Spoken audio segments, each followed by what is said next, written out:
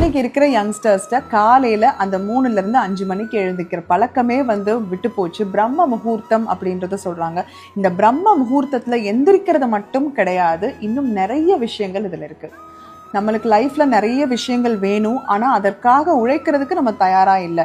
அந்த நிறைய விஷயங்கள் வேணும் அப்படிங்கிறதுல ஒரு குழந்தை பாக்கியமா இருக்கலாம், இல்ல நம்மளுக்கு நினைத்த வேலையா இருக்கலாம், படிப்பா இருக்கலாம். அந்த காலையில பிரம்ம முகூர்த்தத்துல பொதுவாவே இந்த யூனிவர்ஸ் ஃபுல்லா ஒரு தெய்வீக சக்தி நிறைஞ்சிருக்கும். நம்ம நினைச்ச காரியம் நிறைவேறணும் அப்படின்னா ஒரு 48 டேஸ் நீங்க காலையில எந்திரிச்சு பிரம்ம முகூர்த்தத்துல ஒரு வீட்டுல விளக்கேற்றி வழிபாடு பண்றது, ஒரு பசுவோட சேர்ந்து கண்ணுக்குட்டியும் சேர்ந்து நம்ம டெய்லி காலையில பாக்குறது, கோபுர தரிசனம் செய்யறது, அரசு, வேம்பு, வன்னி மரம், இந்த மாதிரி ஸ்தல விருட்சங்கள் ஏதாச்சும் இருந்ததுன்னா இந்த விருட்சங்களை நம்ம போய் வலம் வர்றது, இது எல்லாமே உங்களுடைய வாழ்க்கையை மாற்றும்.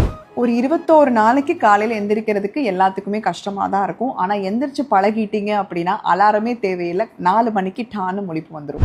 நினைத்த காரியம் நிறைவேறதுக்கு பிரம்ம முகூர்த்தத்துல யாரும் மிக்ஸ் பண்ணிடாதீங்க. இது